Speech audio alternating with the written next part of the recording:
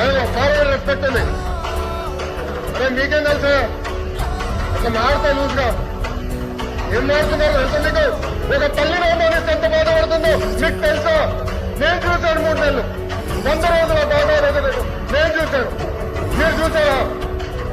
ఒక మహిళ అవమానిస్తే శాసన సభ సాక్షి అవమానిస్తే ఎంత కుమిలిపోయిందో నేను చూశాను. మీరున్నారా? ఈ రోజు మీ కార్యకర్తలు ఏం చేస్తారండి? మా మహిళలు వ్యతిరేకంగా పోటీ పెడతారా?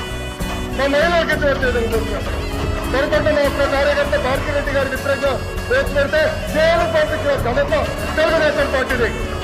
అది మాకు చిత్తొస్తాయి. మీలో కాదు. మహిళలు తిట్టే ఆనందపడితే వ్యక్తులు మేము కార్యకర్త. ఆ రోజు మంత్రిగా ఉన్నాడు ఈయన. నుంచిన ఆ రోజు చెప్పండి సార్ వీడియో నా దగ్గర ఉంది. ఐఎమ్ రెడీ డిబేట్ చేద్దాం.